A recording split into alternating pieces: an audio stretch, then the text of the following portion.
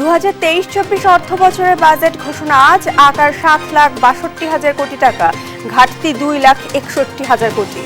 মাত্র 2 দশকে ঢাকার বুক থেকে হারিয়েছে প্রায় 2,000 পুকুর। দখল দূষণে টিকে থাকা 29টি এখন মৃতপ্রায়। ওষুধ সংকট চুয়াডাঙ্গা সদর হাসপাতালে, দুর্ভোগে রোগীরা। প্রশাসনিক কাজে বিলম্ব, দাবি ঠিকাদারি প্রতিষ্ঠানে। রাজশাহীতে মধুমতি এনজিওর প্রতারণার ফাঁদ, আমানত হারিয়ে ক্ষতিগ্রস্ত খামার। খাবার সংকটে মরছে পশু। ইউক্রেনের রুশ হামলায় 2 শিশু সহ নিহত 3। দক্ষিণ চীন সাগরের আকাশে মার্কিন নজরদারি বিমানের টহল। এবং ইউরোপা লিগ শিরোপা জিতেছে স্প্যানিশ ক্লাব সেভিয়া। টাই ব্রেকারে 4-1 গোলে হারিয়েছে ইতালিয়ান ক্লাব রোমাকে।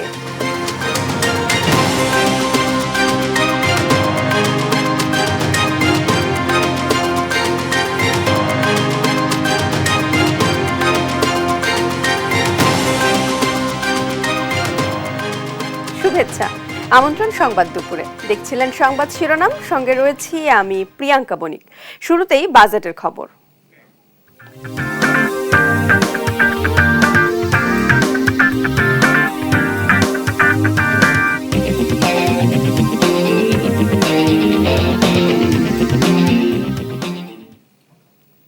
ব্যয়ের অর্থ যোগানের চাপ আর আইএমএফের শর্তের কঠিন সমীকরণের মধ্যে আজ নির্বাচনী বাজেট দিতে যাচ্ছে সরকার। অর্থমন্ত্রীর পঞ্চম ও টানা 3বার ক্ষমতায় থাকা আওয়ামী লীগ সরকারের চলতি মেয়াদে শেষ বাজেট এটি। পরিকল্পনা মন্ত্রী এম এ মান্নানের দৃষ্টিতে খুবই জটিল পরিস্থিতিতে আসছে এবারের বাজেট, যেখানে মূল্যস্ফীতি নিয়ন্ত্রণে আসতে পারে কঠিন সিদ্ধান্ত। আতিয়া আনোয়ার অন্তুর রিপোর্ট। সাম্প্রতিক ইতিহাসের সবচেয়ে চ্যালেঞ্জিং বাজেট পেশ করতে যাচ্ছে সরকার। উচ্চ মূল্যস্ফীতি, রাজস্ব আহরণ পরিধি বাড়ানো, আন্তর্জাতিক মুদ্রা তহবিল, আইএমএফের শর্তের বেড়াজাল আর সর্বোপরি নির্বাচনী বছর, এমন সব নানা সংকটের মধ্যেই সরকারের শেষ বাজেট। এবারের বাজেটের স্লোগান উন্নয়নের দীর্ঘ অগ্রযাত্রা পেরিয়ে স্মার্ট বাংলাদেশের অভিমুখে। অর্থমন্ত্রী আহম মোস্তফা কামালের পঞ্চম ও বাংলাদেশের 52তম বাজেট এটি। বৃহস্পতিবার 2023-24 অর্থ বছরের জন্য 7,61,785 কোটি টাকার বাজেট প্রস্তাবনা করবে অর্থমন্ত্রী, যেখানে সামগ্রিক ঘাটতি 2,61,785 কোটি টাকা। ফলে চাপ বাড়ছে ব্যাংক থেকে নেওয়া অভ্যন্তরীণ ঋণে। আর জিডিপি প্রবৃদ্ধি ধরা হয়েছে 7.5%। আসন্ন বাজেটে এনবিআরকে রাজস্ব আয়ের লক্ষ্যমাত্রা দেয়া হয়েছে 4,30,000 কোটি টাকা। পরিকল্পনা মন্ত্রী এম এ মান্নানের দৃষ্টিতে এবারের বাজেট অবশ্যই জটিল। কর আদায়ের হার বৃদ্ধি তথা মূল্যস্ফীতি নিয়ন্ত্রণের জটিল সমীকরণে বাজেটে কঠিন সিদ্ধান্ত নিতে হতে পারে। যে শুল্ক ছাড় দিলাম, শিক্ষা ছাড় দিতে হবে, স্বাস্থ্য ছাড় দিতে হবে, টাকা পাবো কোথায়? টাকা তো আর যদি টাকা বাড়িয়ে দিই আপনাকে ছাপতে পারবো, প্রচুর টাকা ছাপতে পারবো, মরে যাবেন। এত মূল্যস্ফীতি বাড়বে যে তোর কোনো ইয়েই নাই, একুল নাই। তো এইগুলো বিবেচনা করে আপনাকে খুব সাবধানে পায়ে ধীরে ধীরে আগাতে হবে।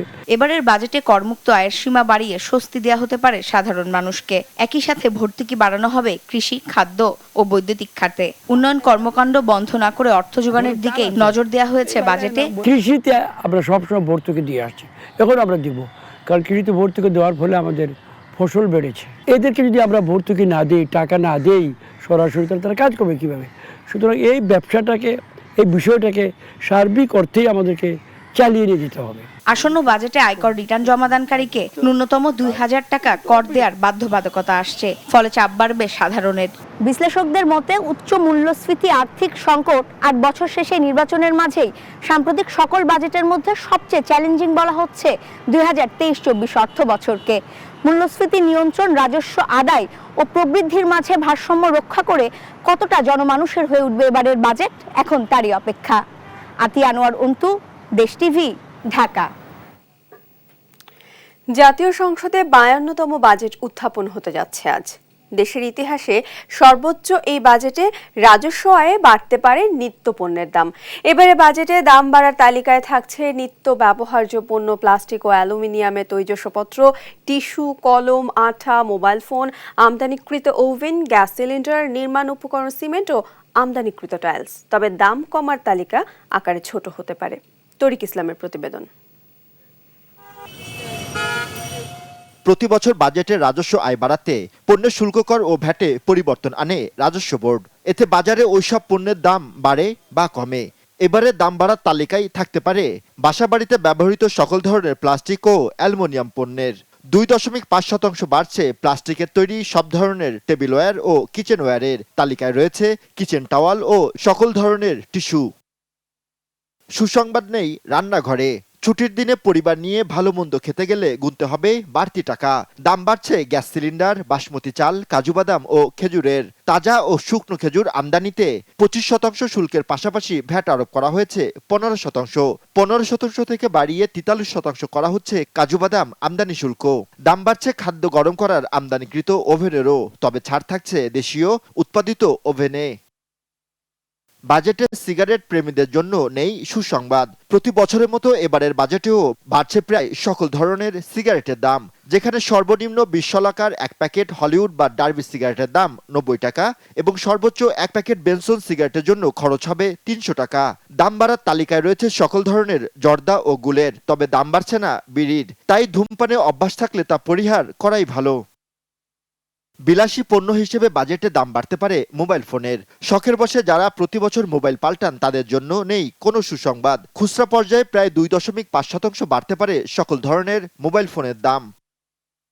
দাম বাড়ছে শিক্ষার অন্যতম উপকরণ কলমের। 5% থেকে 25% হচ্ছে চশমার ফ্রেম ও সানগ্লাস আমদানিতে।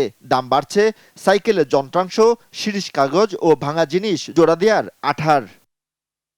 আসন্ন বাজেটে খরচ বাড়বে বাড়ি নির্মাণের প্রধান উপকরণ সিমেন্টের কাঁচামাল ক্লিংকার আমদানিতে বর্তমানে টনপ্রতি 500 টাকা শুল্ক আছে, এটা বাড়িয়ে 700 টাকা করা হচ্ছে।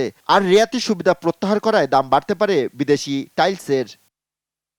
আসছে বাজেটে সুসংবাদ রয়েছে মিষ্টি প্রেমীদের জন্য। কমতে পারে মিষ্টির দাম, কারণ মিষ্টির উপর ভ্যাট 15% থেকে কমিয়ে 7.5% করা হচ্ছে। দাম কমার তালিকায় রয়েছে দেশীয় উৎপাদিত বৈদ্যুতিক এলইডি বাল্ব ও সুইচ, অভিজাত বিদেশি পোশাক, ই কমার্সের ডেলিভারি চার্জ, দেশীয় উৎপাদিত ফ্রিজ, ন্যাপকিন, ডায়াপার ও কৃষি যন্ত্রপাতি। জাতীয় সংসদে পেশ হতে পারে 7,61,000 কোটি টাকার বাজেট। বিশাল এ বাজেটের রাজস্ব আয়ের লক্ষ্যমাত্রা ধরা হয়েছে প্রায় 4,30,000 কোটি টাকা। তরিক ইসলাম, দেশ টিভি, ঢাকা। সরকারি ব্যয়ে আকাশপথে প্রথম শ্রেণীতে ভ্রমণ স্থগিত করেছে সরকার। বুধবার এ সংক্রান্ত সারসংক্ষেপে স্বাক্ষর করেছেন প্রধানমন্ত্রী শেখ হাসিনা। করোনা পরিস্থিতি ও বৈশ্বিক অর্থনৈতিক সংকটের প্রেক্ষাপটে সরকারি ব্যয় যৌক্তিকীকরণের জন্য এই সিদ্ধান্ত নেওয়া হয়েছে বলে জানা গেছে। এর আগে 2020-2021 অর্থবছরে সরকারি অর্থে বিদেশে ভ্রমণ স্থগিত করা হয়, যা এ বছরের মার্চ মাস পর্যন্ত বজায় ছিল। এছাড়া প্রশিক্ষণ, গাড়ি কেনা ও স্টেশনারি পণ্য কেনার ক্ষেত্রেও ব্যয় কমানোর নির্দেশনা রয়েছে।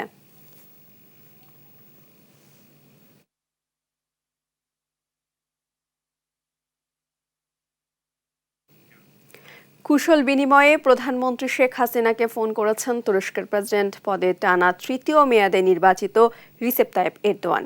বুধবার রাত 11:15টায় প্রধানমন্ত্রীকে ফোন দিয়ে 10 মিনিট কথা বলেন এরদোয়ান। এই সময় শেখ হাসিনা তুরস্কের পুনর্নির্বাচিত রাষ্ট্রপতিকে অভিনন্দন জানিয়েছেন।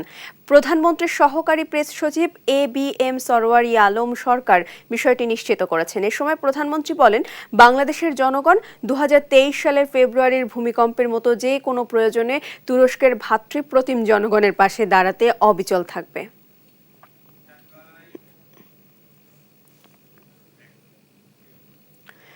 মার্কিন যুক্তরাষ্ট্রের নতুন ভিসা নীতি কোনো ব্যক্তিকে উদ্দেশ্য করে নয়, সুষ্ঠু নির্বাচনের জন্যই এটি দেওয়া হয়েছে।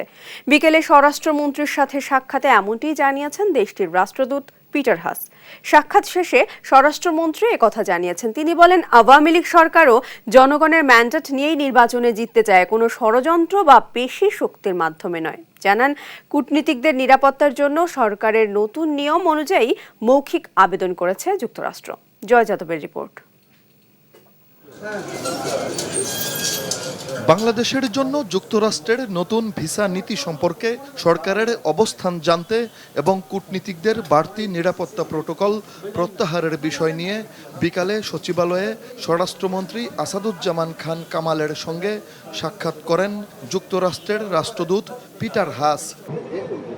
বৈঠক শেষে মার্কিন রাষ্ট্রদূত গণমাধ্যমের সঙ্গে কোনো কথা বলেননি। বৈঠকের বিস্তারিত পরে সাংবাদিকদের জানান স্বরাষ্ট্রমন্ত্রী। তিনি বলেন, সুষ্ঠু নির্বাচনের জন্যই যুক্তরাষ্ট্রের এই নীতি, সরকারও এই ব্যাপারে বদ্ধপরিকর। তিনি শুরুতেই বলছিলেন যে এটা কেউ উদ্দেশ্য করে দেওয়া হয়নি, এটা একটা সুন্দর ইলেকশন যাতে হয় সেই জন্যই তারা দিয়েছেন। মানুষের ম্যান্ডেট নিয়েই একটা ইলেকশন হোক, আমরাও সেটা চাই, সেটাও তাকে স্পষ্ট আমরা জানিয়ে দিয়েছি যে আওয়ামী লীগ কখনো ষড়যন্ত্রে বিশ্বাস করে না, আওয়ামী লীগ কখনো কোনো মাসলম্যান কিংবা বন্দুকের নলে বিশ্বাস করে না। আওয়ামী লীগ বিশ্বাস করে জনগণের ম্যান্ডেট। আপনারাও সেইটার জন্যই উৎসাহ প্রকাশ করেছেন, সেই জন্যই আপনারা যে আজকে ভিসা রেস্ট্রিকশন নীতি দিয়েছেন, আমরা আপনাকে ওয়েলকাম করি। স্বরাষ্ট্রমন্ত্রী জানান, কূটনীতিকদের সব ধরনের নিরাপত্তা নিশ্চিত করবে সরকার। যেহেতু প্রোটোকল প্রত্যাহার করা হয়েছে, সেজন্য কিছুটা সময় চেয়েছেন মার্কিন রাষ্ট্রদূত। তবে সরকারের নতুন নিরাপত্তা নিয়ম অনুযায়ী মৌখিকভাবে আবেদনও করেছেন তারা। ওনারা কিছু সময় চেয়েছেন, আমরা বলছি যে সময়ের আমরা যাদেরকে দিচ্ছি তারা ওয়েল ট্রেইন, ওয়েল ইকুইপড এবং ওয়েল ডিসিপ্লিন তারা ফোর্স, যে তারা মৌখিক আবেদন করেছেন। সেই মৌখিক আবেদনের মাধ্যমে আমরা তাদেরকে জানিয়ে দিয়েছি যে আমরা আবারও কথা বলবো, আরও বসবো যদি আপনাদের আবেদন আপনাদের যদি আমরা মনে করি কোনো জায়গায় আপনার সিকিউরিটির অভাব আছে, সেটা আমরা দেখব। স্বরাষ্ট্রমন্ত্রী বলেন, প্রধানমন্ত্রী শেখ হাসিনার নেতৃত্বে বাংলাদেশ বর্তমানে ভালো অবস্থানে আছে। এই দেশ নিয়ে কেউ যদি কোনো সিদ্ধান্ত নেয়, সেটি সেই দেশেরই অভ্যন্তরীণ বিষয়। এই ব্যাপারে কোনো মন্তব্য নয়। এই দেশ সম্বন্ধে যদি কেউ কিছু বলার থাকে, এটা তাদের দেশের সিদ্ধান্ত, আমাদের কিছু নয়। জয় যাদব, দেশ টিভি, ঢাকা।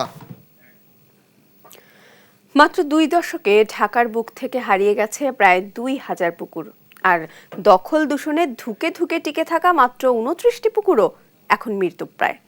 রাজধানী গ্যান্ডারিয়ায় ডিআইটি পুকুর দখল করে তৈরি হচ্ছে মার্কেট, রেস্টুরেন্ট, রিকশার গ্যারেজ ও কাউন্সিলর কার্যালয়।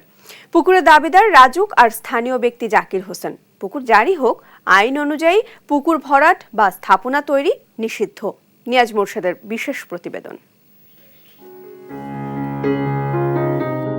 এই স্থির চিত্রগুলো রাজধানীর গ্যান্ডারিয়ায় অবস্থিত ডিআইটি পুকুরের গেল কয়েক বছর আগের চিত্র। বর্তমানে এই পুকুরটির চারপাশ দখল করে তৈরি হয়েছে মার্কেট, রেস্টুরেন্ট, এমনকি কাউন্সিলরের কার্যালয়ও। বাকি যেসব অংশ ফাঁকা রয়েছে, সেখানেও নির্মাণ করা হচ্ছে দোকান। 1963 সালে প্রায় 13.57 একর জমি অধিগ্রহণ করে রাজুক। এর মধ্যে 2.50 একরের এই পুকুরটিও ছিল। 100 বছরের এই পুকুরটি এখন মৃতপ্রায়। ব্যক্তি মালিকানাধীন দাবি করে পুকুরটির চারপাশ দখলের মহা উৎসব চলছে। পুকুরটি দখল হওয়ায় ওই এলাকায় দুর্ঘটনায় পানির উৎস পাওয়া যাবে না বলে দাবি স্থানীয়দের। পুকুরটি দখলমুক্ত করার দাবিও জানিয়েছে কেউ কেউ সামাজিক যোগাযোগ মাধ্যমে। এর আগে এরকম ছিল না, সবাই গাটলায় গোসল টোসল করছে, এলাকাবাসী এটার ভিতরে স্বাচ্ছন্দ্য বোধ করছে, কাপড় টুপুর ধুইছে। অতি সত্বর আমাদের পুকুরটা যেন আমাদেরকে উদ্ধার করে দেওয়া হয়, আর পুকুরের চতুর্পাশে যত অবৈধ স্থাপনা আছে অন্ততপক্ষে এটা যেন উচ্ছেদ করে দেয়। পুকুর দখল করে কাউন্সিলরের অফিস কেন করা হলো, এমন প্রশ্নের উত্তর জানতে কাউন্সিলরের সাথে বারবার যোগাযোগ করেও কোনো উত্তর পাওয়া যায়নি। আপনার প্রয়োজন আছে, আপনাকে নাম্বার দেওয়া হয়েছে, আপনার না পেলে তো আমি কিছু বলবো না। পুকুরের মালিকানা দাবি করা স্থানীয় ব্যক্তি জাকির হোসেন মুঠোফোনে জানান, পুকুরটি রাজুকের সাথে মামলা করে রায় পেয়েছেন নিজের পক্ষে, কিন্তু রাজুক তার সম্পত্তি বুঝিয়ে দিচ্ছেন না। আমরা যখন রিট করলাম, রিটে বললো যে 4 মাস সময় দিল যে এই জায়গাটা ওদেরকে বুঝায় দাও। দিনের পর দিন রাজুকে শুধু বলি ফেরত দেন, রাজুক আর দিচ্ছে না।